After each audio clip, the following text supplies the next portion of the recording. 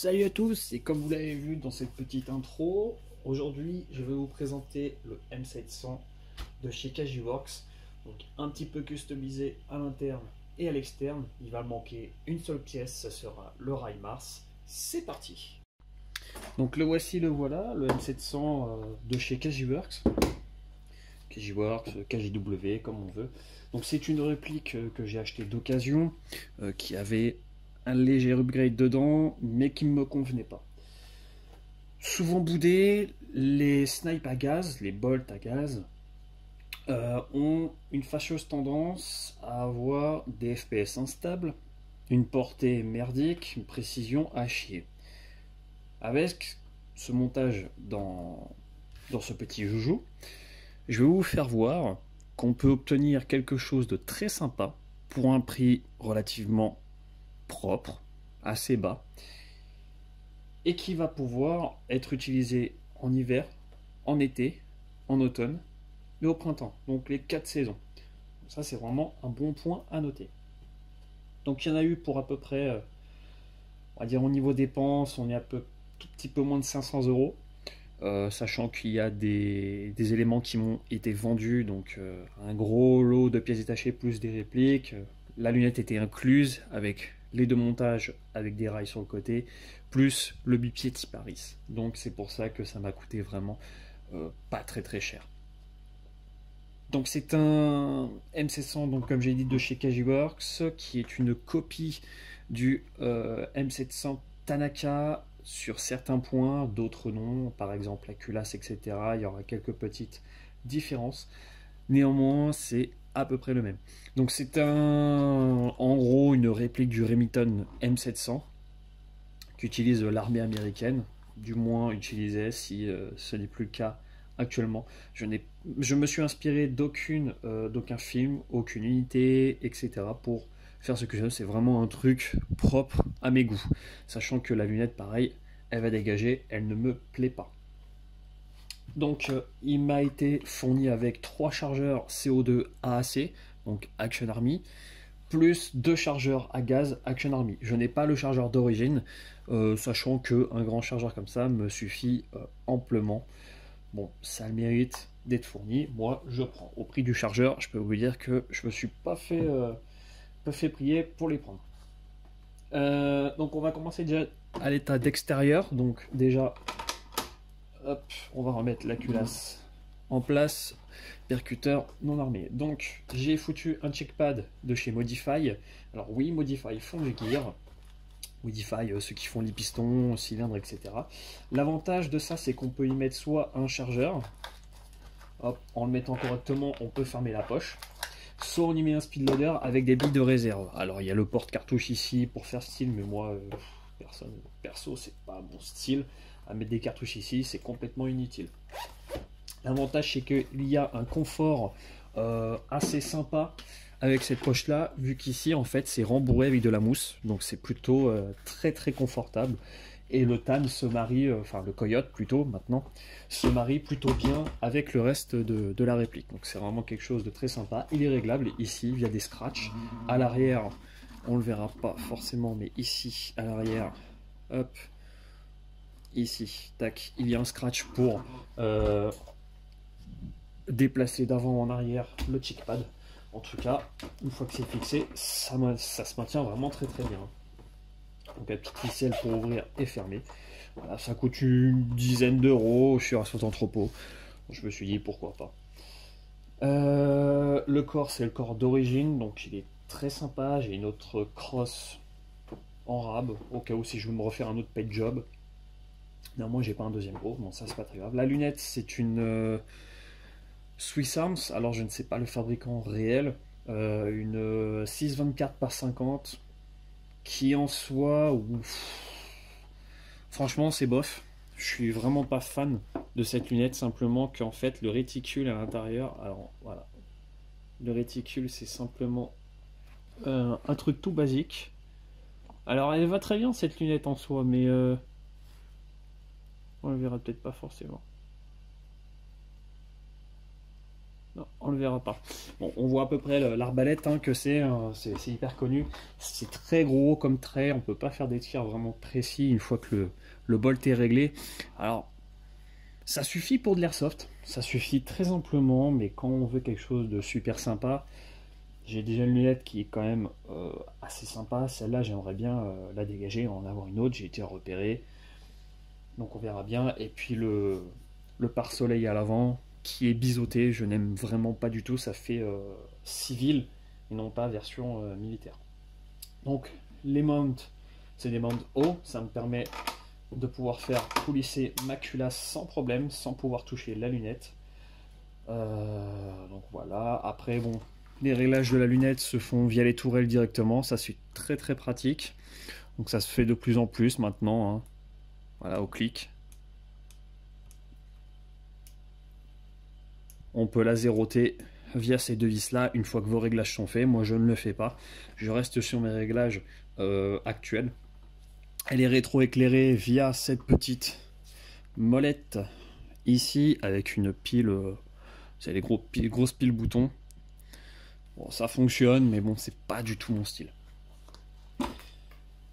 On va avoir donc ici, hop, une poignée. Donc ça fait un peu penser au Bardis, hein, mais niveau confort, on est c'est quand même assez massif. Donc pour ceux qui ont déjà eu des M24, c'est légèrement plus fin. Donc c'est très confort, hein. Moi j'aime beaucoup ce type de crosse. Un peu comme les crosses de fusil de chasse, hein. C'est très très confortable. Il n'y a pas en soi de marque de moulage, donc c'est plutôt sympa. Et puis elle est vraiment costaud, elle est pleine, donc ça évite les bruits parasites. Ça, il faudrait le noter. On va avoir une queue de détente, hop, ici.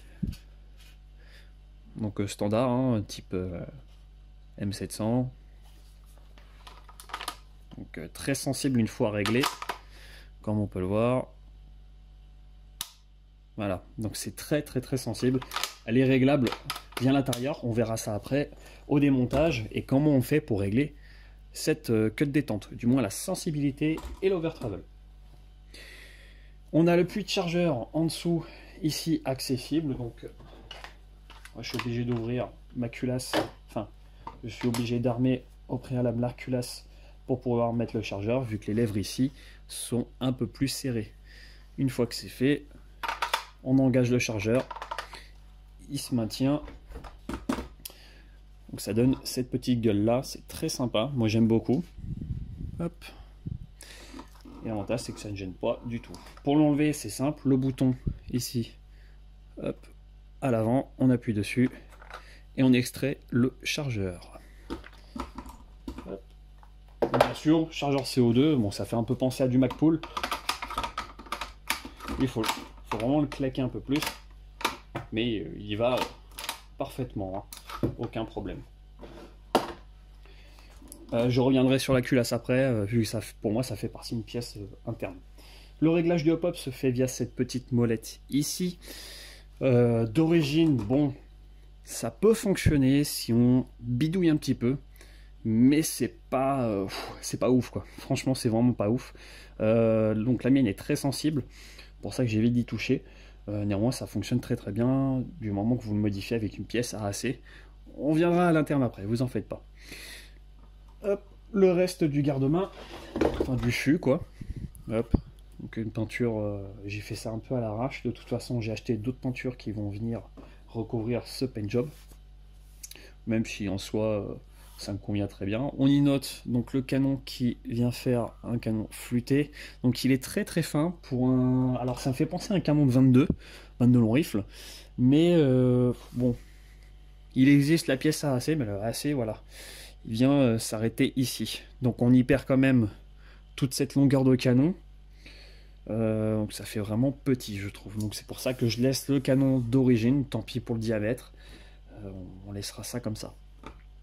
À l'avant, un petit bipied type Harris qui est réglable sur à la fois la position, hop, comme ceci, et à la fois hop, en hauteur grâce au petit bouton qui se trouve ici. Hop là. Et bien sûr, il est repliable à l'avant pour pouvoir le transporter plus simplement. Donc c'est un très bon bipied, il est petit, il est très maniable. Pour moi c'est quelque chose qui va très bien. Alors la marque, ne le demandez pas, je ne sais pas. Je sais pas du tout à quoi quelle est la marque de ce bipied là. En tout cas je sais que ça fonctionne. Le réducteur de son, dit silencieux. Quant à lui, c'est un Keygarms, donc avec marquage 45 ACP. Donc très gros, mais alors super efficace. C'est impressionnant la différence de décibels qu'il y a avec et sans. Donc on y remarque le Keygarms qui est bombé à l'avant. Mais voilà, il est très gros, mais fonctionne, mais vraiment, c'est un truc de fou. D'origine, on a une bague qui vient se mettre ici. Ici, on a la mire avant, mais tout ça, ça dégage, ça fait dégueulasse. Donc c'est un pas de vis inversé. Donc 14 CCW, donc on peut y mettre un petit peu tout et n'importe quoi. On peut y mettre un cache-flamme, un silencieux, etc., etc. Donc on peut vraiment faire du custom assez sympa. De l'autre côté, donc on a similairement la même chose. Hop. À part un marquage ici, Manufactured by KGWorks. Donc ça peut dégager au profit d'un vrai marquage ici et ici, Remington M700. Ou des marquages de l'armée américaine avec des proof marks. Donc voilà, ça reste un snipe en soi plutôt simple. On va pas non plus s'éterniser dessus. Comme je disais tout à l'heure, la culasse. Donc la culasse d'origine n'est pas celle-ci, mais celle-ci. Donc on y voit tout de suite la différence. En acier de chez AAC avec des rainures. Les rainures normalement sont faites pour le froid. Sur le vrai je parle. Là ici actuellement c'est de la pure décoration. Ça donne un petit style très sympa. Donc pour changer les culasses c'est super simple. On l'arme et en dessous, devant l'arcade de pontet, enfin devant la queue de détente pardon, ici on a un bouton. On a un petit levier. On appuie dessus et on vient sortir donc la culasse. Donc la culasse AAC, la voici. Donc hyper stable en FPS. Il faut graisser ici, ici, enfin tout ce qui est levier pour pouvoir la verrouiller plus facilement. Un petit coup de graissage, ça fait pas de mal. La puissance est réglable via la vis à l'intérieur qui vient retenir le percuteur. Donc il faut démonter, revisser ou dévisser selon la puissance voulue. Sachant que moi je fais mon propre gaz à la maison. Donc du coup ça me permet d'atteindre les 460 fps de grand max. Je descends à 450 en général et je reste en dessous des 2 joules. En plus de ça, j'ai une culasse en acier qui risque pas de s'user. La culasse d'origine, quand elle est en je sais pas, un alliage, je sais pas si c'est de l'alu ou du Zamac. Bon, elle convient très bien. Hein. Voilà, elle convient très bien. Elle fonctionne parfaitement, elle percute bien fort. Voilà. En soi, ça fonctionne. Il n'y a pas à chier, c'est UKJ. Bon, il n'y a pas à dire, ça marche plutôt bien. Mais je préfère quand même la culasse AAC uniquement, au moins pour le style. En parlant de l'interne, on y remarquera. Hop. Alors, je sais pas si on va le voir. On va mettre le flash. Ici, on a la pièce qui retient le marteau en arrière. La sécurité qui fonctionne ici parfaitement. Et pour remettre la culasse, c'est simple, on a juste à l'insérer comme ceci, elle vient se reverrouiller toute seule. Tac. On y remarque l'avantage d'un système à gaz, c'est d'avoir un percuteur externe qui vous indique si vous êtes armé ou non. Hop.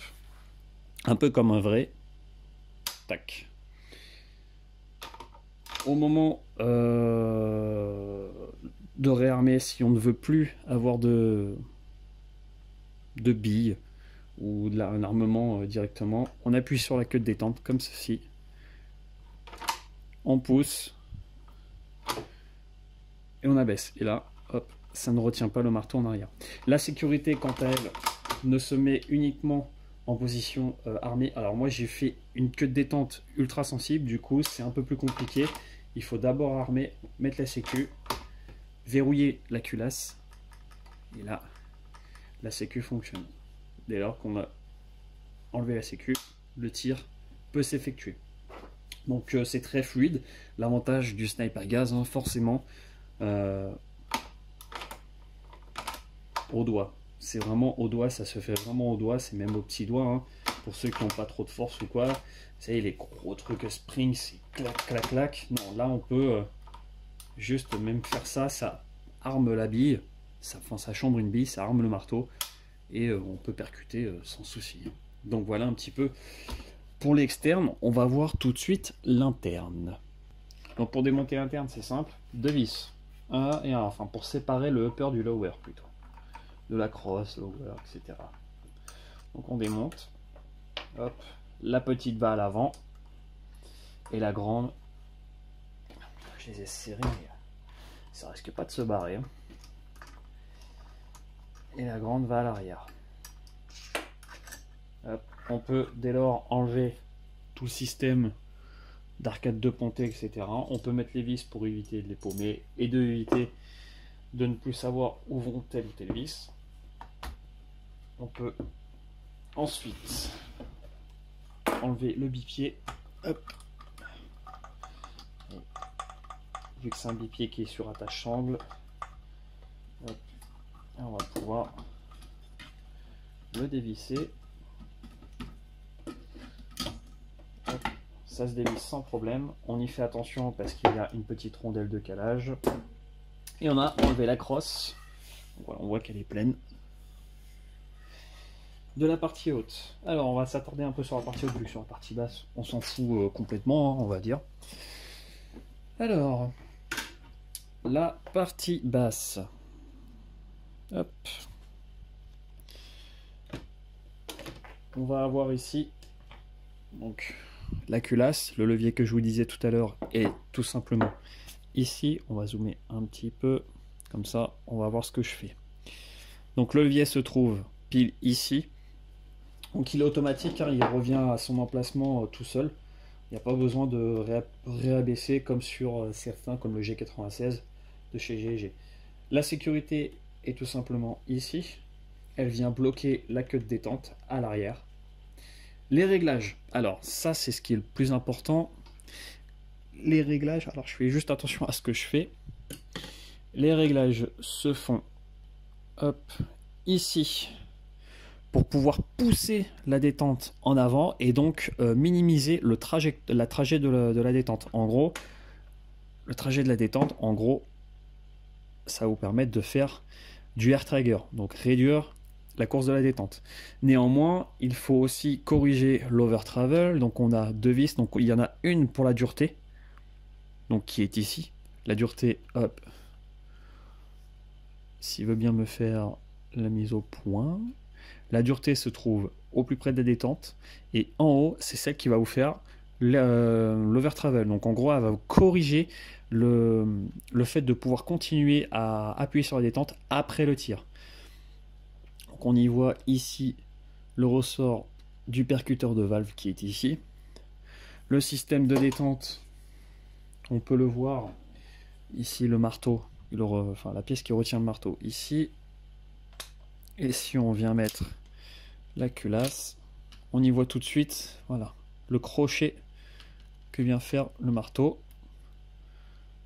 Et si on appuie dessus, voilà, ça abaisse la pièce qui retient le marteau, permet de libérer celui-ci. Donc vraiment tout simple comme mécanique, mais ça fonctionne vraiment parfaitement. Le bloc hop-up. Alors le bloc hop-up ici, c'est un AAC pour M700 KJ-Works. C'est une pièce qui coûte une cinquantaine, soixantaine d'euros selon les shops. Ça marche du feu de Dieu. C'est ultra simple à monter, ça évite les side spins. Et une fois que c'est monté, franchement, c'est une tuerie. Il n'y a pas à chier.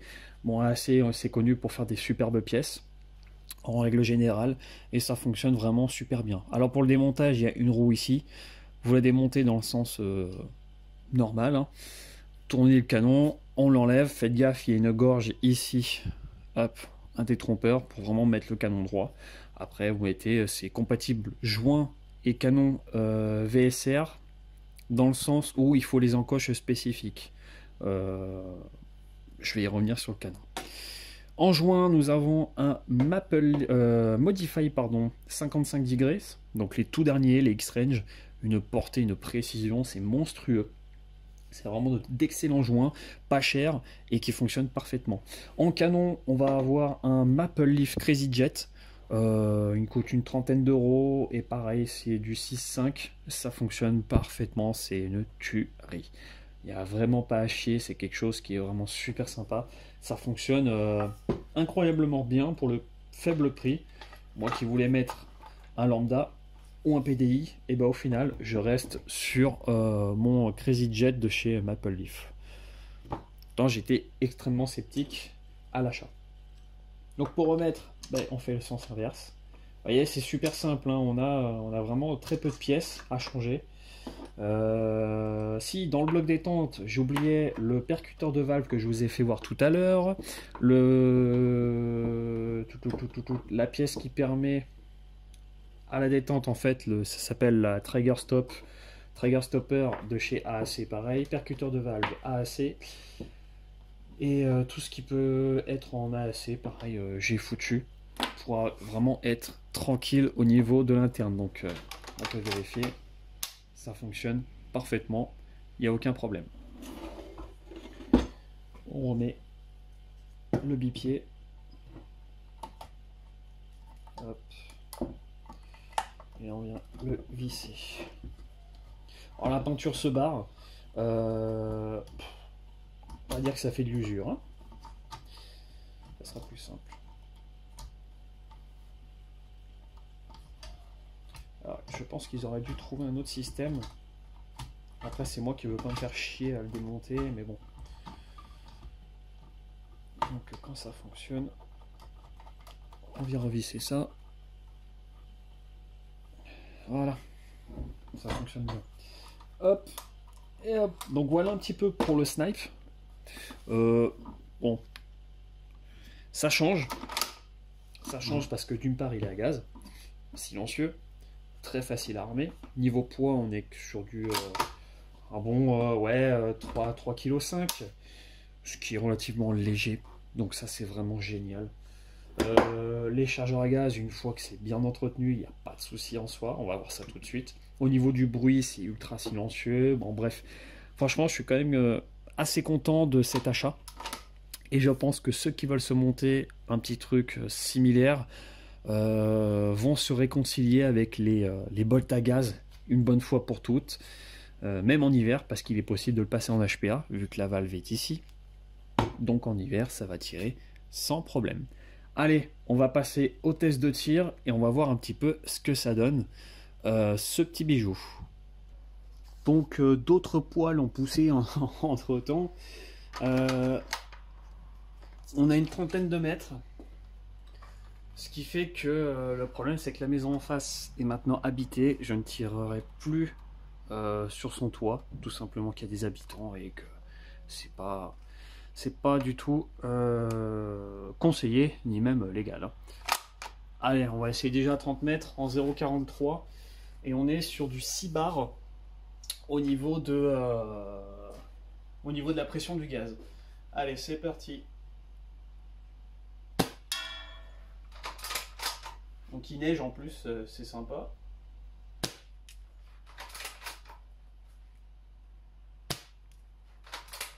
Je vise un peu bas là.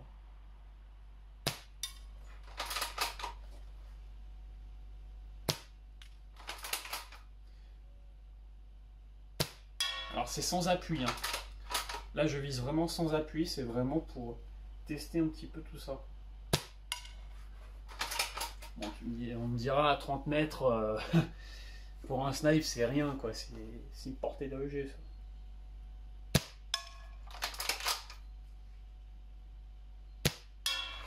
Mais ce qui est intéressant c'est le bruit vraiment très furtif que le snipe fait, hein.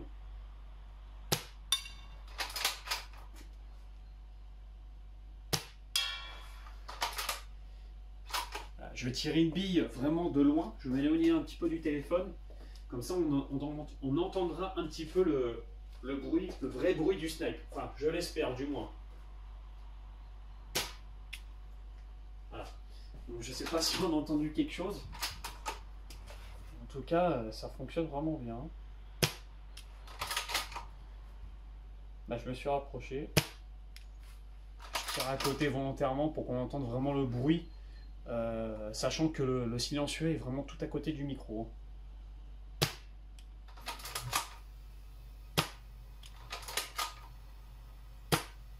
C'est impressionnant.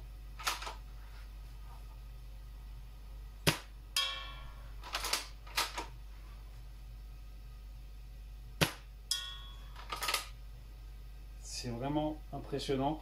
Le bruit est tellement silencieux que... Ah, je crois que j'ai plus de gaz.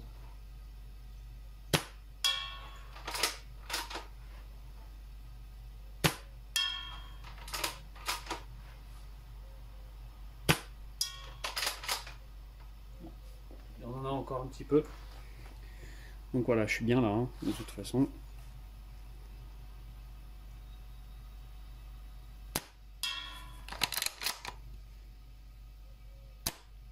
C'est impressionnant. Le bruit, ça m'a toujours impressionné de ce snipe. Voilà. Il n'y en a plus. Je pense que c'est pas trop mal. Néanmoins, un vrai test de distance à 45, 50, 60, 70, je pense que ça pourrait être pas mal pour ce snipe. Malheureusement, je n'ai plus cette distance à disposition. Donc, je fais avec les moyens du bord. Donc la bille, c'est de la BLS sous cahier des charges Airsoft Entrepôt, de la 0,43. Ça lève la 0,45 sans problème, 0,50 pareil. Le gaz, c'est du gaz maison, donc il équivaut à du 144, voire un tout petit peu moins, mais il sort à 6 bars. C'est du gaz que je recharge moi-même. Voilà. Donc il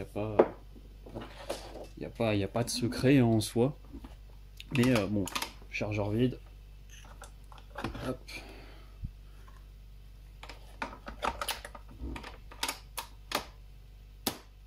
Voilà, ça fait vraiment aucun bruit, c'est impressionnant. Hein. On va même enlever le silencieux histoire de voir si ça fait vraiment effet. Moi je le sais parce que voilà, je l'ai testé. Je sais que le silencieux fait vraiment effet sur ce modèle là.